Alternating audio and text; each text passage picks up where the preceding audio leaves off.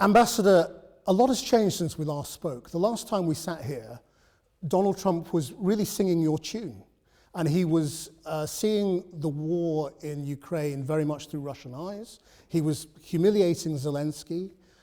He was saying Russia could keep much of the territory, that there would have to be a little bit of land swaps. Things seem to have changed a lot. He's now saying Ukraine could win back all its territory. What's gone wrong with the relationship? Christian, I hardly can imagine that really President Trump has changed his position.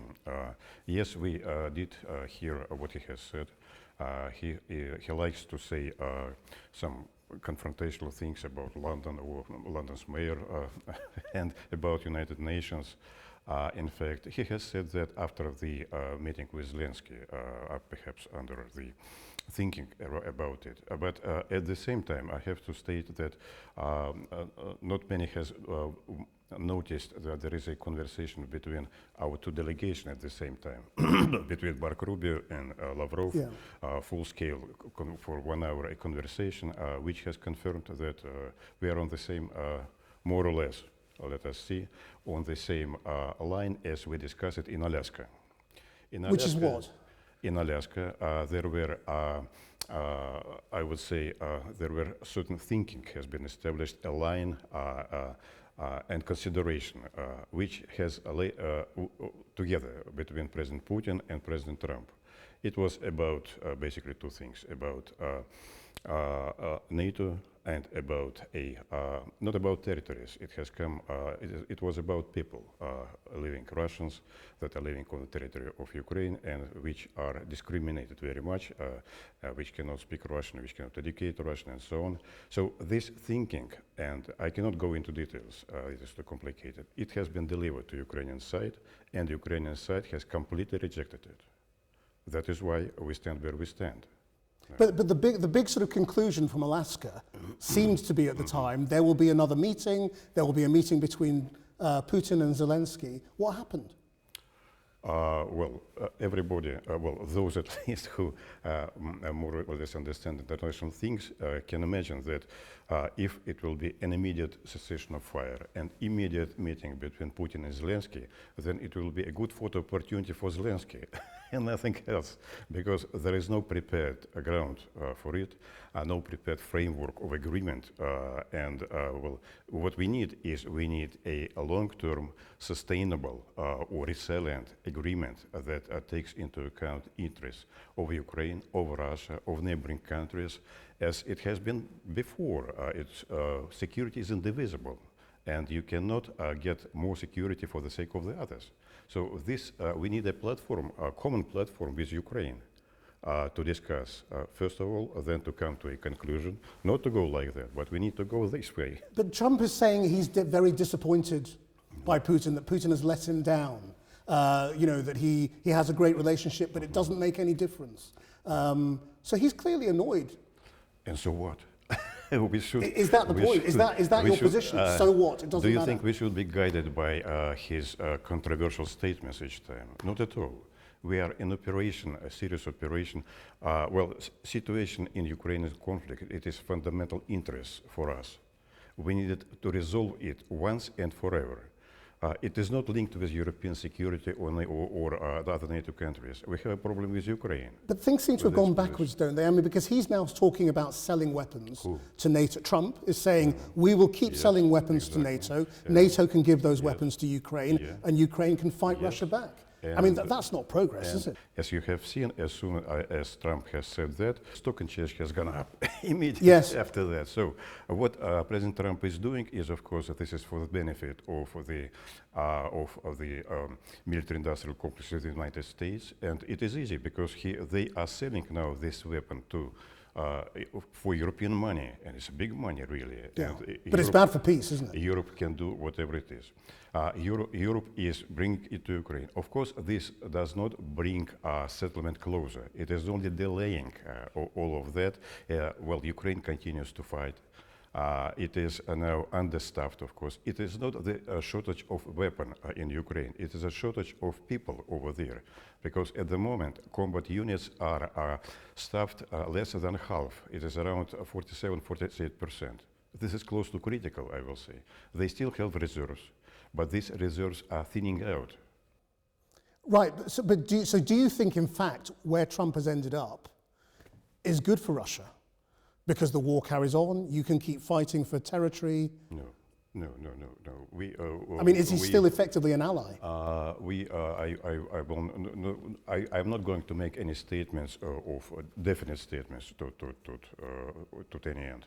What we really need it is, and I would like very much to stimulate United Kingdom and other leaders to think about what's going to happen, not tomorrow, not the day after tomorrow, but in a year time, because we need an agreement with overall agreement.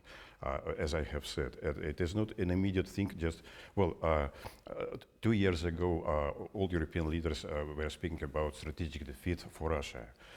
Borrell, who was representing European Union, was always saying that this conflict will be resolved on the battlefield. Remember that? Yes. Then they were saying, what else? If it is not a defeat for Russia, so let us not allow Russia to win.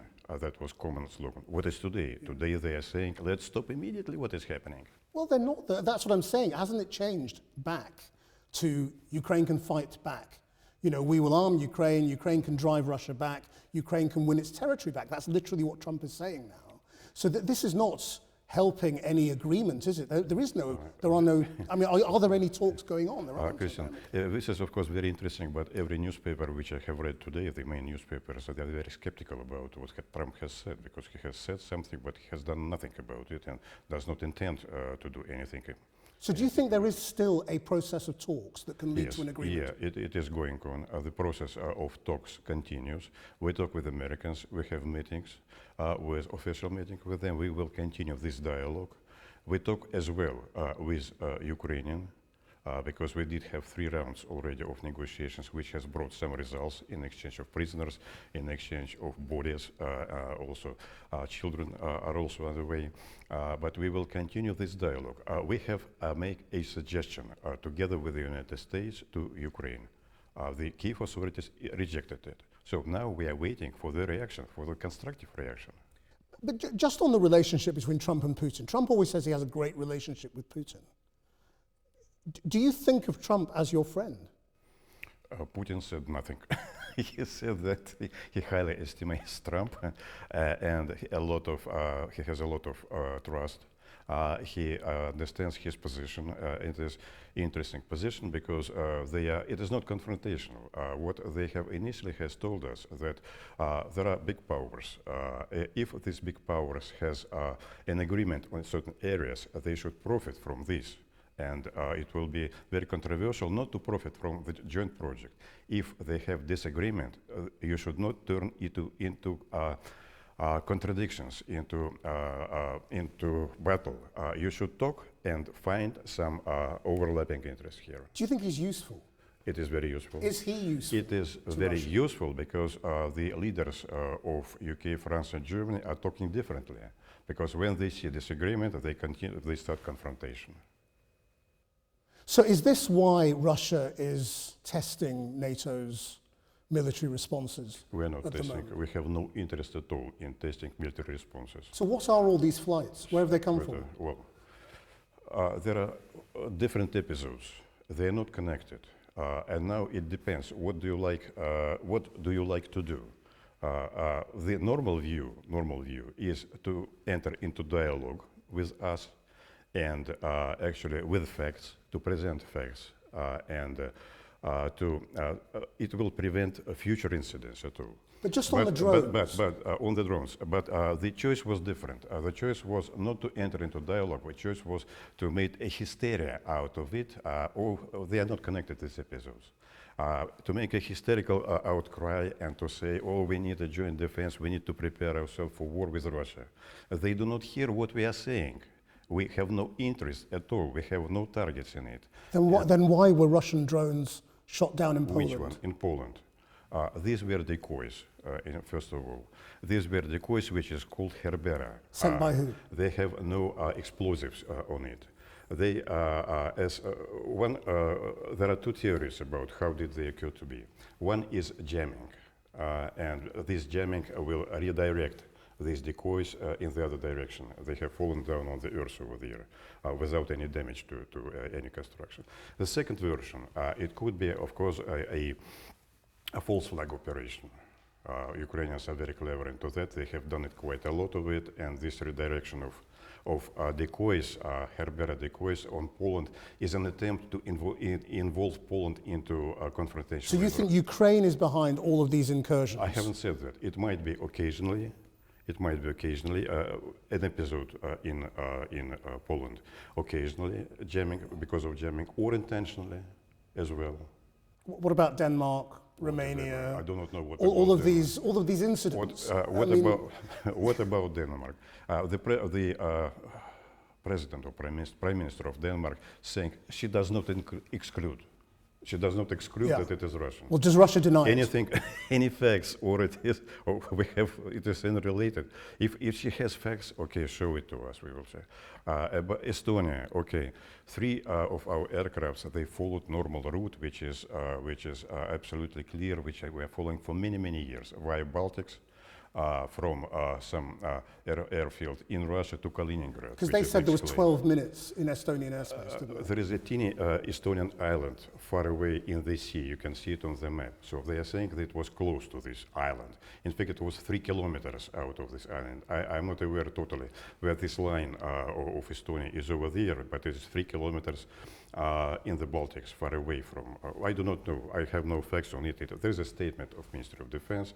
If Estonians would like to discuss it, they can come to us. They are our neighbors. But instead of that, they are making an outcry and turning to NATO. Because it doesn't really make sense, does it, for Russia to do all of this? I mean, because all you're doing is uniting NATO against Russia. What we are doing is, NATO is, as far as I understand, is very much united. We do not need any external impulses to unite once more. They are always saying so that we would like to divide. We cannot divide NATO. So they have a treaty. They are working together. They have enormous number of committees. But they're spending more. They're committing more. I mean, no, it is natural for every minister of defense to ask for more money. Of course, it is. Now what they are trying to do is a wall of drones on Polish border after this failure with Herbera drones or another thing. Of course, there are different appeals from generals to prepare for war. It is, in our view, it is absolutely nonsense. We are not trying to find something. We're not trying to fight against NATO, find targets or whatever it is. And my president is always saying that.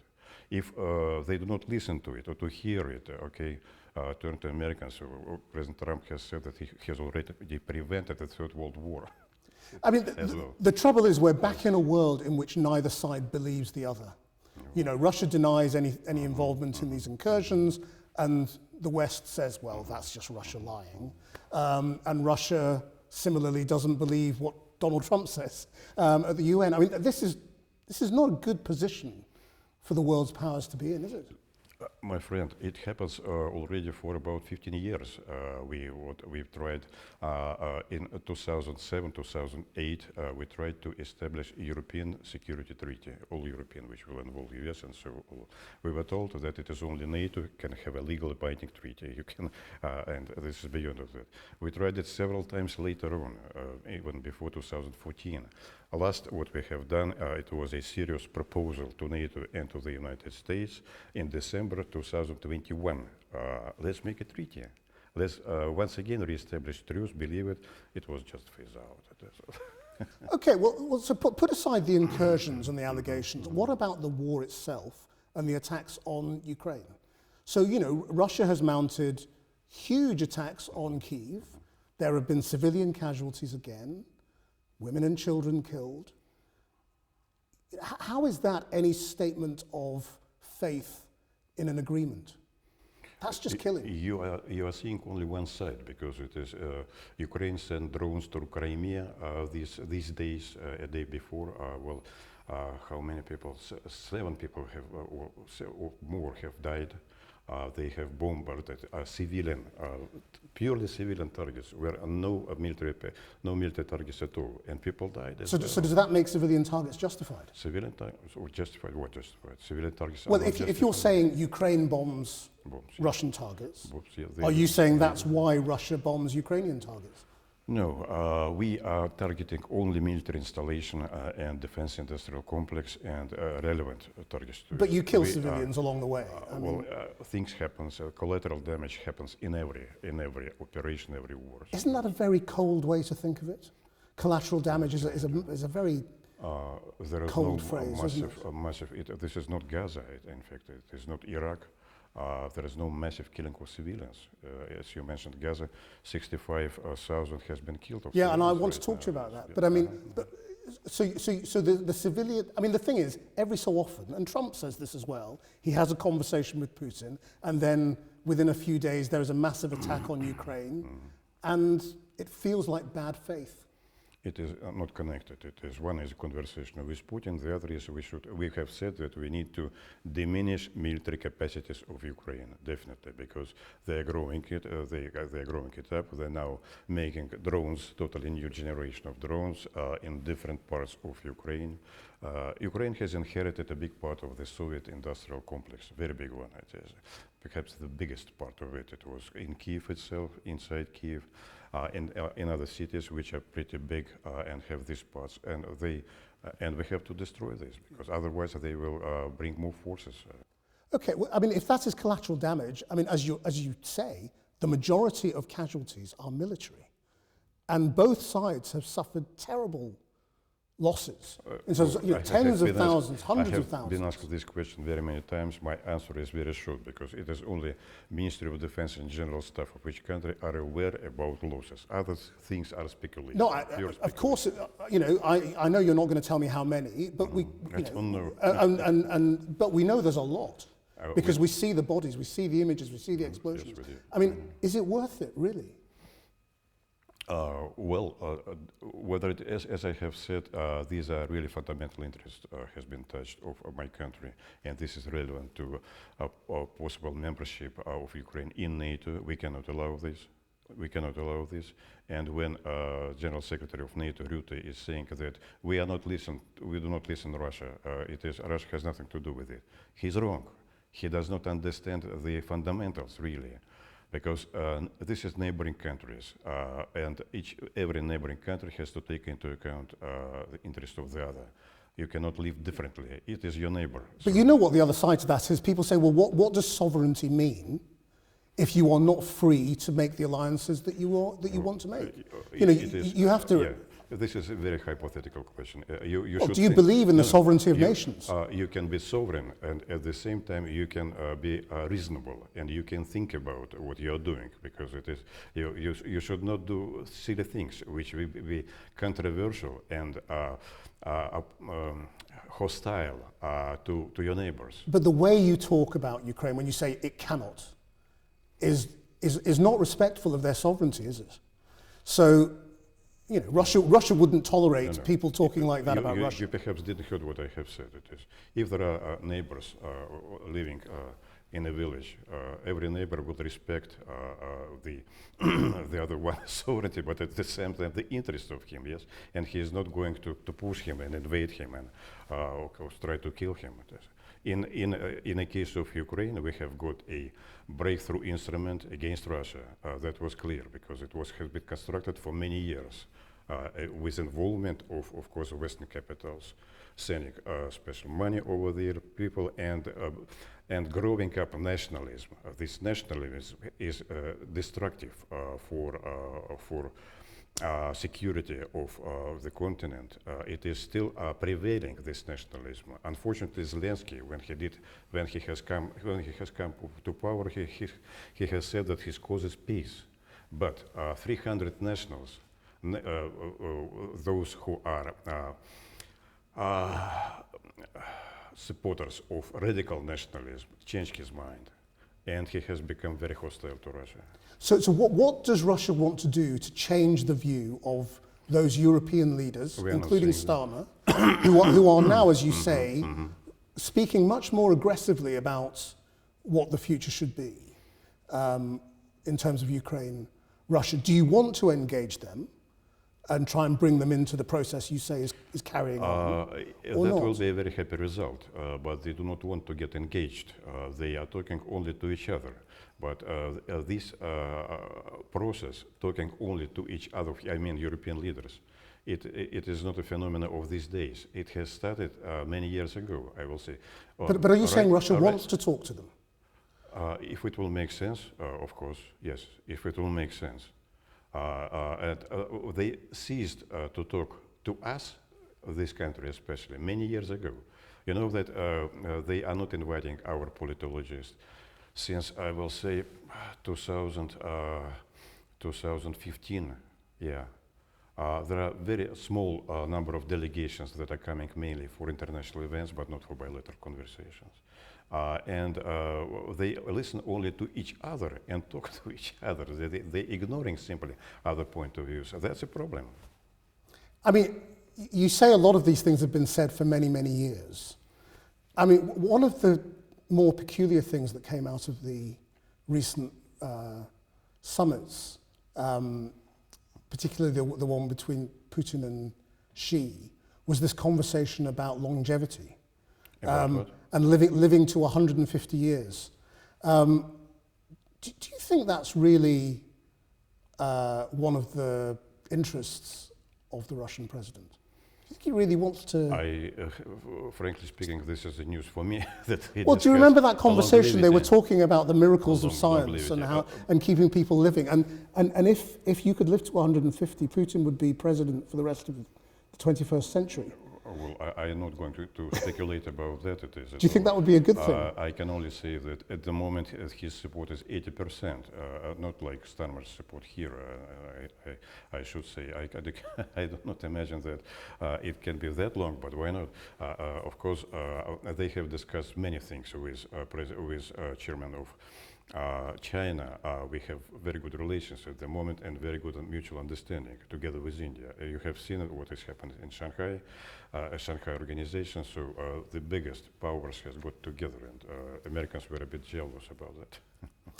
Can I ask you about Russia's position on the Gaza situation? In the last couple of weeks, we saw the UN Commission declare this as a genocide. Does Russia regard this now as a genocide? It has certain features of genocide, not genocide. Genocide is, definition of it is different. Well, the UN Commission said it was a genocide. Features of genocide, certainly. I haven't seen recent things, but what I can say is what is going on in Gaza, this is awful, of course. It is absolutely unacceptable. This is terrible. We understand that Israel has a right for self-defense. But one should not punish all Palestinian people over there because of what has happened. And what is going on, it is undermined the concept that dominates international relations of two-state solutions.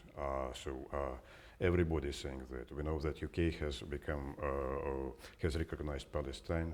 We have recognized it many, many years ago. And many countries are recognizing that, excuse me, Palestine should exist as a state, and we should work towards it. We should work to stop Israel, of course. How do you think it can be worked towards? How to stop Israel? Yeah, no. How do you work towards a state, and how do you stop the war? I mean, does Russia, for example, think sanctions against Israel would be a good idea? I do not know. I know that there are countries that are promoting this idea, Turkey for instance, but having United States fully backing Israel, it is difficult to do something.